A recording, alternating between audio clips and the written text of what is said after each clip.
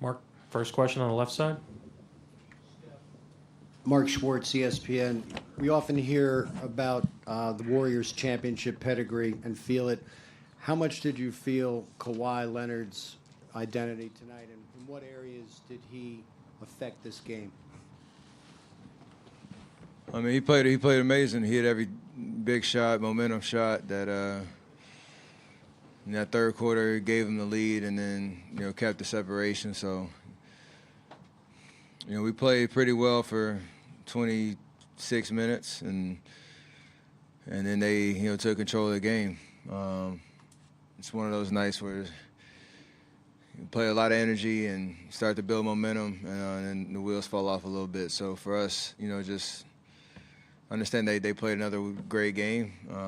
Overall, as a team, not just Kawhi, and we got to do something about it if we want to extend this series and have another game here. Right here in the front. Clay, Valeria Rubino, V-Sport. Basketball is becoming more and more scientific. How do you find the balance between pushing your limits on the court and resting your body, also to come back from injuries? Is it more based on your sensations or on scientific evaluations? I think it's just based on the NBA Finals and the chance to be at this stage and compete. A lot of guys are banged up, probably on both teams, and it's just such a special opportunity. You just never know when it'll ever come back again. And obviously the science of nutrition and sports medicine is at an all-time high right now, so we have a great training staff who was able to get me back out there. Steph, you and Clay have been teammates for so many years. What's the impact he has had on your career? Does it make you a better player? Definitely, it makes our entire team better. He showed that tonight, obviously, with the injury like that, and to come back playing aggressive, hitting big shots, and giving us a chance to even be in the game. So obviously he's a gamer, and you love to go to war with guys like that, and we've been doing it for a long time. Dan, standing in back right. Back here, Dan Devine from The Ringer. Guys, you've been in this uncomfortable position before and been able to come back out of 3-1 down. What can you draw from that experience in 2016 as you try to get back on the right track here? That's not over. I mean, it's not a good feeling right now, obviously. But like you said, we've been on both sides of it. And for us, it's an opportunity for us to, just flip this whole series on its head, and you got to do it one game at a time. It sounds cliche, and for us, that's literally the only way we're going to get back in this series is give everything we got for 48 minutes. Everybody that steps foot on that floor in Game 5.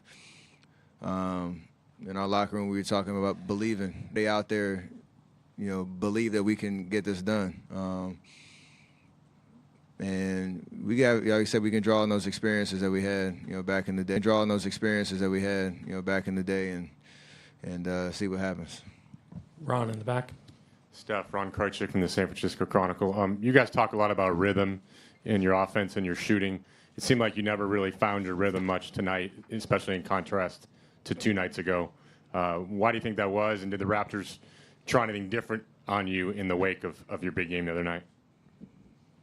I mean, not really. They've been aggressive all series and trying to take, space away from me and Clay. I missed some shots early that I usually make, especially, from the three-point line. But overall, I feel like I got, good looks. And obviously, I'm sure they were a little bit more, focused on us too, considering how Game 3 went and having a great game plan. So still look at the film, figure out how I can make the right decisions with the ball in my hands and be aggressive and assertive and make those adjustments for Game 5. Towards the center. Hey, Clay. So how much do you think your hamstring has affected your game tonight, even though you got a great game with 28 points? But did you still feel the pain and play through it? Because we saw you kind of limped when you get off the court. It didn't affect me. And like I said before, it's the finals. It's a long season. You play 100-plus games. You're going to be banged up. But you just got to dig deep. I mean, no one's going to feel sorry for you. So you just got to go out there, man up, and play to the best of your ability. Phil, again, towards the middle. Hey, Steph. Phil Barber, Santa Rosa Press Democrat, just to your right. I'm sure that nobody is throwing in the towel in any way. Like you said, you're going to look at the film and come up with some answers. But I'm wondering, just considering the stakes tonight and the history of what you guys have done in this building, is there a certain amount of shock at tonight's result? I mean, not really.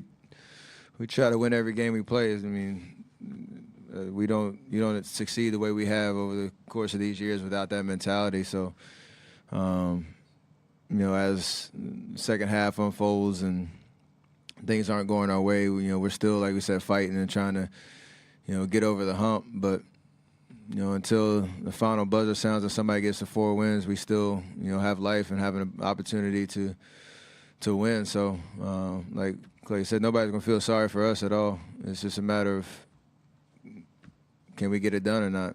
And we're going to leave it all out there, you know, starting on Monday. Dan, last question here on the right side. second Guys, Dan Wakey with the Los Angeles Times. Chirette. Over these last 5 years, you guys have put so many teams away with big runs, but it seemed like every time you would have a 3-0, 5-0 run tonight, they responded. What is it about them do you think makes them equipped to kind of handle those pushes from you guys? They're a great team. They're in the NBA Finals. I mean, they got a lot of, everyone knows their role. They got a lot of experience, guys who've been here before. And, I mean, hopefully, you know, Game 5 we have bigger runs and they can't close the gap.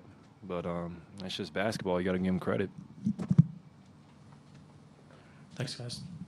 Draymond will be up next.